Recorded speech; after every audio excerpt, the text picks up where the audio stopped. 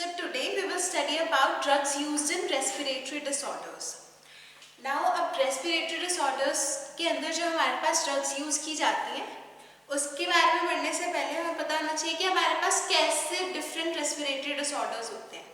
तो respiratory disorders के अंदर हमारे पास major जो disorder है वो है हमारे पास अस्थमा. जब हमारे पास lungs के अंदर या फिर हमारे पास bronchioles के अंदर किसी स्पाजम्स की वजह से जब हमारे पास ब्रीदिंग के अंदर डिफिकल्टी आती है तब हमारे पास जो कंडीशन हमारे जो डिसीज कॉज होती है which is known as asthma. अब अस्थमा के अलावा हमारे पास और क्या डिसऑर्डर्स हो सकते हैं. हमारे पास स्टेटस अस्थमैटिकस होता है और उसके अलावा हमारे पास कफ भी एक रेस्पिरेटरी डिसऑर्डर है. सो इस लेक्चर के अंदर हम स्पेसिफिकली बात करेंगे जो ड्रग्स हमारे पास कफ के ट्रीटमेंट के अंदर यूज की जाती हैं.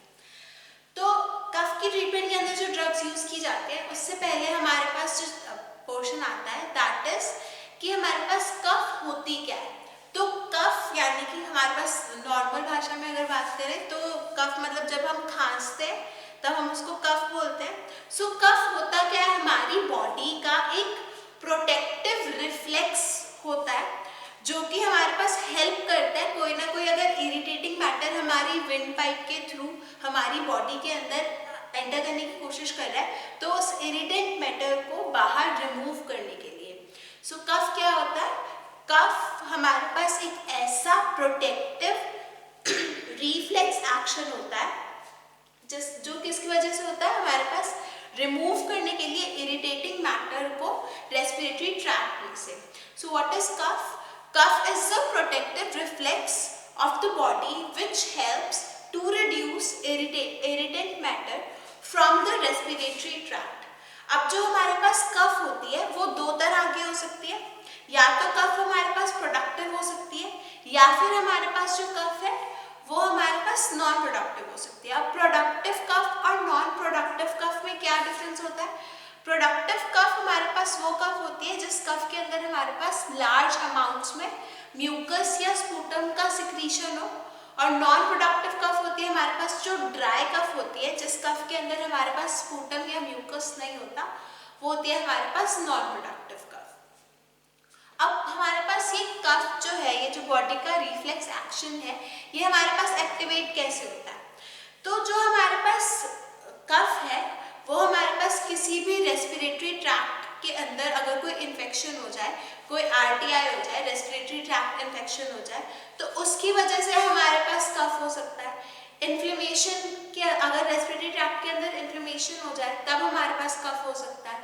अगर कोई फॉरेन बॉडी हमारे पास रेस्पिरेटरी ट्रैक्ट के अंदर एंटर करने की कोशिश करे तब हमारे पास कफ हो सकता है. या फिर किसी केमिकल की वजह से हमारे पास कफ हो सकता है. उसके अलावा हमारे पास जो अस्थमा के पेशेंट्स हैं, जो ट्यूबरकुलोसिस के पेशेंट्स हैं और जो हमारे पास लंग कैंसर के पेशेंट्स हैं, उनके अंदर हमारे पास कफ हो सकता है. अब जो ड्रग्स हमारे पास कफ की ट्रीटमेंट के अंदर यूज की जाती हैं उनको हम क्लासिफाई करते हैं मेजर 4 क्लासेस के अंदर. हमारे पास 4 क्लासेस हैं जो ड्रग्स हमारे पास कफ की ट्रीटमेंट के अंदर हेल्प करती हैं. तो सबसे पहली जो हमारे पास क्लास है दैट इज एंटीट्यूसिव्स. और एंटीटसिव्स जो है इसके अंदर हमारे पास ओपियोइड्स और एंटीहिस्टामिन्स आती है. नेक्स्ट हमारे पास क्लास है फेरेंजियल डीमल्सेंस, और फेरेंजियल डीमल्सेंस के अंदर हमारे पास लोजेंजेस और कफ ड्रॉप्स यूज होते हैं. थर्ड क्लास है एक्सपेक्टोरेंट्स. एक्सपेक्टोरेंट्स के अंदर हमारे पास सोडियम पोटेशियम सिट्रेट, इपिकैकुआना और ब्रोमहेक्सिन यूज होती है. और उसके अलावा मिसलेनियस के अंदर या अदर एजेंट्स के अंदर हमारे पास ब्रोंकोडायलेटर्स यूज होते हैं कफ को रिलीव करने के लिए. अब जो सबसे पहली क्लास है एंटीटसिव्स. अब एंटीटसिव्स जो होते हैं ये हमारे पास कफ सप्रेसेंट्स होते हैं. हमारे पास जो एंटी सप्रेसेंट्स है इनका मैकेनिज्म ऑफ एक्शन क्या होता है, ये डायरेक्टली हमारे पास जो कफ सेंटर होता है ब्रेन के अंदर उसके ऊपर एक्ट करते हैं और कफ सेंटर को डिप्रेस कर देते हैं. और जब हमारे पास कफ सेंटर डिप्रेस हो जाता है तब हमारे पास क्या होता है, जो ड्राई इरिटेटिंग कफ होती है वो हमारे पास सप्रेस हो जाती है.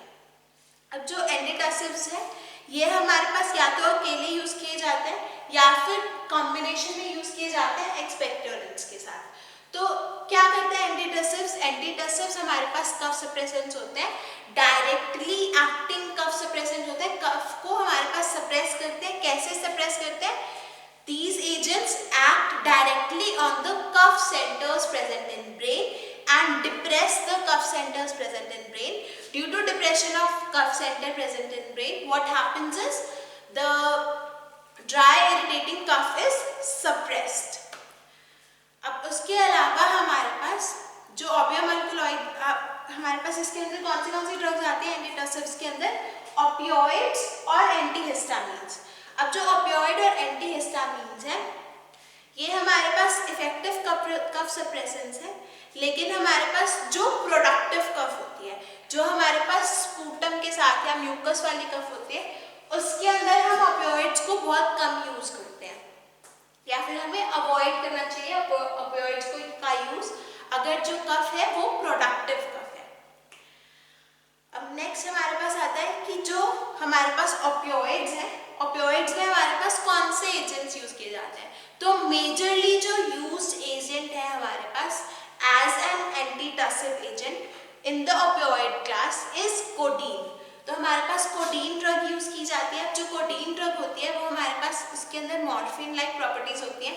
इनिशियली हमारे पास मॉर्फिन डिस्कवर हुई थी, मॉर्फिन यूज होती थी कफ को डिप्रेस करने के लिए, हमारे पास सप्रेस करने के लिए, लेकिन मॉर्फिन के हमारे पास बहुत ज़्यादा एडिक्टिव प्रॉपर्टीज है, हमारे पास ड्रग की डिपेंडेंस हो जाती है, और मॉर्फिन का जो यूज़ है वो हमारे पास जो अब्यूज़ है वो बहुत ज़्यादा बढ़ गया है। और उसके अलावा हमारे पास मॉर्फिन जो है वो हेलुसिनेटिंग प्रॉपर्टीज होती हैं, जिसकी वजह से मॉर्फिन का यूज़ जो है वो डिक्रीज हो गया है। लेकिन कोडीन अभी भी यूज़ की जाती है, कोडीन की मॉर्फिन लाइक प्रॉपर्टीज हैं, लेकिन ये सेफर होती है in comparison to morphine. Codeine की वजह से हमारे पास जो कॉन्स्टिपेशन के इंसिडेंसेस हैं वो कम है, हमारे पास टॉलरेंस बहुत जल्दी नहीं आती कोडीन की, ड्रग डिपेंडेंस रेयर है कोडीन की, और इसकी वजह से हमारे पास कोडीन जो है वो एज अ कोडीन लिंक्टस हमारे पास कॉमनली यूज की जाती है। कोडीन के अलावा हमारे पास फोलकोडीन जो ड्रग है वो हमारे पास, इसके अंदर भी हमारे पास एडिक्टिंग प्रॉपर्टीज और एनर्जेटिक प्रॉपर्टीज जो है वो बहुत कम होती हैं। उसके अलावा हमारे पास जो one of the major used जो हमारे पास कफ सिरप के अंदर ड्रग आती है दैट इज डेक्स्ट्रोमेथोर्फैन। अब जो डेक्स्ट्रोमेथोर्फैन ड्रग है इसकी वजह से जो हमारे पास ड्राउजीनेस के सिम्टम्स है वो बहुत कम है इन कंपैरिजन टू कोडीन और मॉर्फिन, इसलिए बहुत ज़्यादा यूज़ की जाती है। उसके अलावा हमारे पास इथाइल मॉर्फिन, मीथाडोन और लिवोप्रॉक्सीफिन भी यूज़ की जाती है। लास्टली हमारे पास जो हमारे एंटीटसिव्स के अंदर ओपियोइड्स हैं उसके अंदर हमारे पास नॉस्कापीन ड्रग है वो यूज़ की जाती है। जो नॉस्कापीन ड्रग है इसका एंटीटसिव इफेक्ट तो है ही, इसका मसल रिलैक्सेंट इफेक्ट भी है, जिसकी वजह से हमारे पास इसका जो इफेक्ट है वो स्ट्रॉन्गर है। अब जो नॉस्कापीन ड्रग है इसका कोई एनर्जेटिक इफेक्ट नहीं होता, और हमारे पास नॉस्कापीन ना तो कॉन्स्टिपेशन प्रोड्यूस करती है ना ही हमारे पास स्लीप प्रोड्यूस करती है। अब ओपियोइड्स के अलावा हमारे पास एंटीहिस्टामीन्स यूज किए जाते हैं। अब जो ये एंटीहिस्टामीन्स है हमारे पास, इसके अंदर हमारे पास डाइफेनहाइड्रामीन, प्रोमेथाजीन यूज की जाती है ड्राई कफ को सप्रेस करने के लिए। जो एंटीहिस्टामिनर्जिक एजेंट्स है हमारे पास, ये हमारे पास क्या करते हैं, these are the longer acting drugs, और ये क्या करते हैं हमारे पास जो प्रोडक्शन हमारे पास हिस्टामीन की वजह से, हमारे पास हिस्टामीन की प्रोडक्शन की वजह से जब हमारे पास मीडिएटर्स रिलीज होते हैं और हमारे पास कफ जो है वो इंड्यूस होती है, तो एंटीहिस्टामिनर्जिक एजेंट्स क्या करते हैं, हमारे पास हिस्टामीन का प्रोडक्शन स्लो कर देते हैं या फिर हमारे पास हिस्टामीन को ब्लॉक कर देते हैं, जिसकी वजह से हमारे पास हिस्टामीन जो है वो कफ इंड्यूस नहीं कर पाता, और जब कफ इंड्यूस नहीं कर पाता तब हमारे पास जो कफ है उसकी ट्रीटमेंट हो जाती है। अब इसके अलावा ओपियोइड्स और हिस्टामीन्स जो है हमारे पास शॉर्टर एक्टिंग एजेंट्स हैं। उसके अलावा हमारे पास लॉन्गर एक्टिंग एजेंट्स यूज किए जाते हैं। अब जो हमारे पास जो कफ है वो मेजरली किसकी वजह से होती है, जब हमारे पास फेरिंक्स या फिर लैरिंक्स के अंदर हमारे पास जो हमारा वॉइस बॉक्स है और जो हमारी फूड पाइप है और और जो हमारी विंड पाइप है, इसके अंदर अगर कोई इरिटेशन हो या फिर हमारे पास कोई फॉरेन सब्सटेंस हो, तो उसकी प्रेजेंस की वजह से हमारे पास कफ कॉज होती है। तो हमारे पास लॉन्गर एक्टिंग एजेंट्स के अंदर फेरेंजियल डीमल्सेंट्स आते हैं। अब फेरेंजियल डीमल्सेंट्स के अंदर क्या होता है, हमारे पास लोसेंजेस यूज किए जाते हैं, उसके अलावा लिंटसेस यूज किए जाते हैं, कफ ड्रॉप्स यूज किए जाते हैं। अब ये जो लोजेंजेस, कफ ड्रॉप्स और हमारे पास लिंटस है, ये हमारे पास कैसे एक्ट करते हैं, ये हमारे पास क्या करते हैं, जो डिमल्सेंट हमारे पास एजेंट्स है, फेरेंजियल डिमल्सेंट्स, क्या करते हैं, हमारे पास प्रोडक्शन इंक्रीज करा देते हैं सलाइवा की।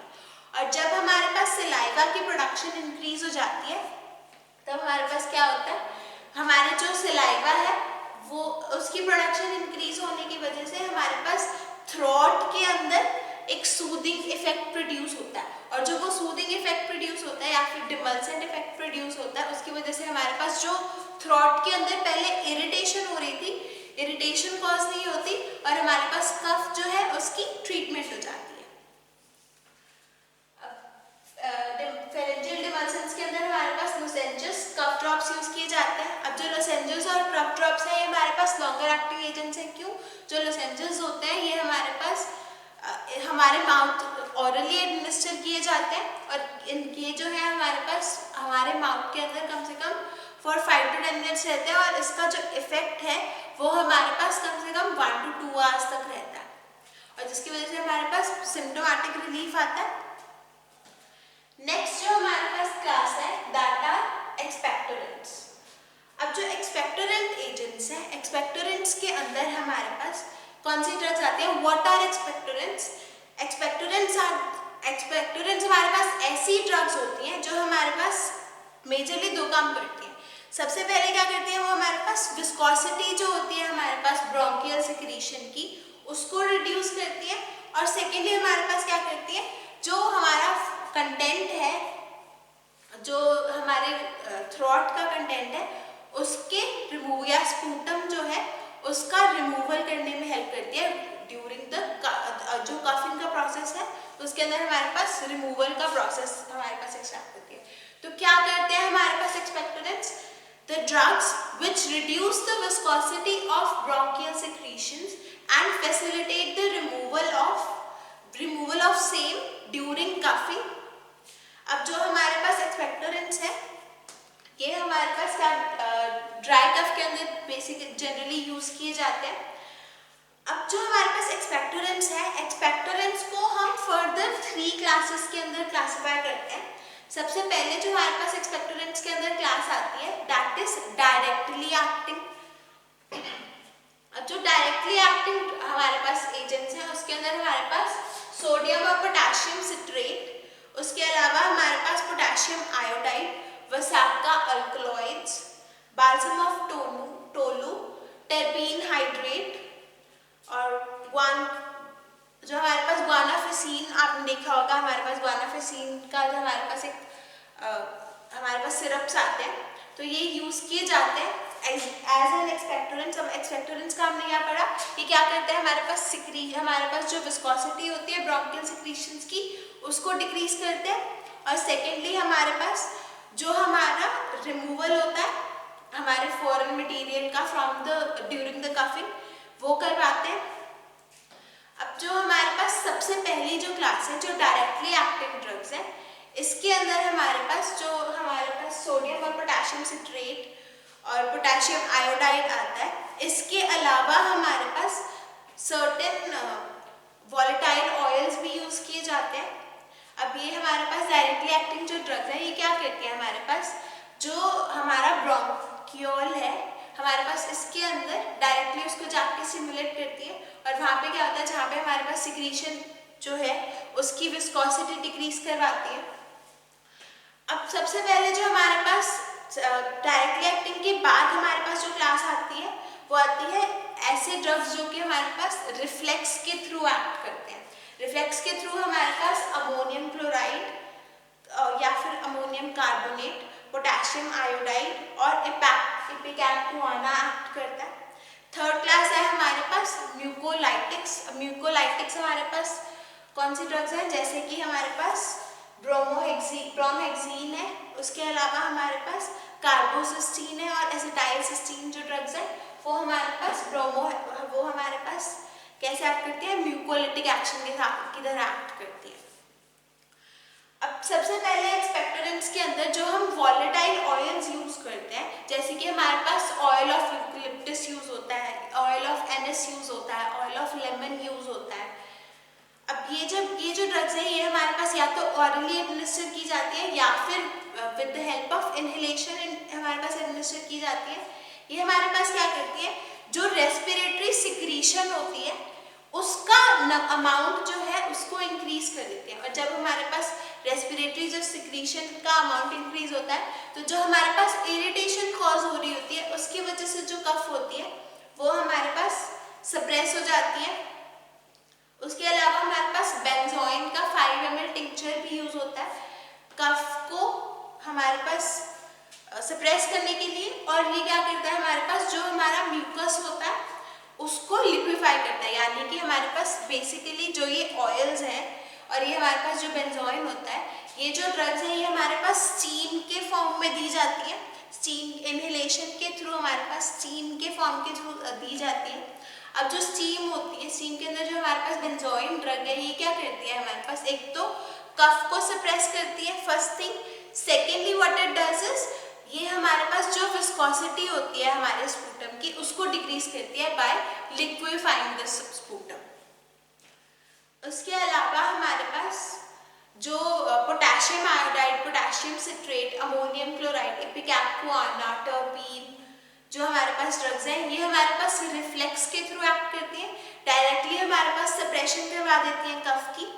और ये क्या करती है, स्पूटम को भी लिक्विफाई करती है और इनको हम कहते हैं सेलाइन एक्सपेक्टोरेंट्स। लास्ट जो क्लास हमारे पास आती है एक्सपेक्टोरेंट्स के अंदर दैट इज म्यूकोलिटिक एजेंट्स। अब जो म्यूकोलिटिक एजेंट्स होते हैं ये हमारे पास ब्रोमहेक्सिन जैसे एजेंट्स हैं, एसिटाइलसिस्टीन या कार्बोसिस्टीन जैसे एजेंट्स हैं। ये क्या करते हैं हमारे पास, अब म्यूकोलिटिक, लिटिक जो वर्ड है वो हमारे पास लाइसिस से आता है और लाइसिस का मतलब होता है ब्रेक डाउन, और म्यूको जो वर्ड है वो हमारे पास म्यूकस से आता है। तो बेसिकली म्यूकोलिटिक एजेंट्स क्या होते हैं, ऐसे एजेंट्स जो म्यूकस का ब्रेक डाउन कर देते हैं या फिर हमारे पास म्यूकस की लाइसिस कर देते हैं, उन एजेंट्स को हम कहते हैं म्यूकोलिटिक एजेंट्स। तो हमारे पास जो ब्रोमोहेक्सिन, एसिटाइलसिस्टीन और हमारे पास कार्बोसिस्टीन जैसे एजेंट्स हैं ये हमारे पास क्या करते हैं, जो म्यूकस की हमारे पास प्रोडक्शन हो रही होती है उस म्यूकस को स्मॉल ग्लोब्यूल्स के अंदर हमारे पास ब्रेक कर देते हैं और जो स्पूटम है उसको लिक्विफाई कर देते हैं और हमारे पास एक्सपेक्टोरेशन जो होती है, हमारे पास रिमूवल जो होती है स्पूटम की उसको प्रोसीड करवाते हैं। और जो हमारे पास ये ब्रोमोहेक्सिन एजेंट है, ब्रोमोहेक्सिन हमारे पास ऑरली दिया जा सकता है या फिर पेरेंटली भी दिया जा सकता है या फिर वाया इनहेलेशन भी दिया जा सकता है। नेक्स्ट और लास्ट क्लास जो हमारे पास कफ की ट्रीटमेंट के अंदर जो एजेंट्स यूज होते हैं उसके अंदर आती है हमारे पास अदर एजेंट्स के अंदर ब्रोंकोडायलेटर्स। अब ब्रोंकोडायलेटर्स के अंदर हमारे पास ब्रोंकोडायलेटर्स यूज किए जाते हैं कफ की ट्रीटमेंट के अंदर। इसके अंदर हमारे पास सैल्ब्यूटामोल, आइसोप्रेनालिन और एफेड्रिन जैसे ड्रग्स यूज की जाती है। अब ब्रोंकोडायलेटर्स का हमारे पास सिंपल क्या मैकेनिज्म होता है, ये हमारे पास डायलेशन करवा देते हैं ब्रोंक्यूल्स की, जिसकी वजह से हमारे पास जो हमारे पास फॉरेन मैटर है और हमारे पास जो एक्सचेंज है एयर का वो और भी ज़्यादा स्मूथली होता है और हमारे पास ऑब्स्ट्रक्शन नहीं होती हमारे ब्रोंक्यूल्स में या फिर हमारे विंड पाइप में, ट्रैकिया के अंदर, और जिसके वजह से हमारे पास कफ की जो है वो प्रिवेंशन हो जाती है with the use of bronchodilators. Bronchodilators के अलावा हमारे पास एंटी इन्फेक्टिव एजेंट्स जैसे कि एंटीबायोटिक्स यूज किए जाते हैं जो हमारे पास प्रीलिमिनरी कॉज है जिसकी वजह से हमारे पास अब किसी इन्फेक्शन की वजह से अगर इन्फ्लेमेशन हो रहा है तो या फिर हमारे पास फॉरेन बॉडी जो है वो आ गया है हमारी बॉडी के अंदर, तो एंटी इन्फेक्टिव एजेंट्स दिए जाते हैं ताकि जो हमारा कॉज है, जो अंडरलाइन कॉज है कफ का, वो ट्रीट किया जा सके। उसके अलावा हमारे पास ट्रैंक्विलाइजर्स यूज किए जाते हैं और कफ के अंदर हमारे पास जनरली एडवाइस होता है कि अगर कोई पेशेंट हमारे पास स्मोक करता है तो स्मोकिंग की हमारे पास स्टॉपेज की जाए या सेसेशन की जाए ताकि जो कफ है उसका ट्रीटमेंट हो सके। सो विद दिस आपके जो drugs use in the treatment of cough है वो कंप्लीट होते हैं। नेक्स्ट लेक्चर के अंदर हम ड्रग्स यूज इन अस्थमा के बारे में पढ़ेंगे। Thank you.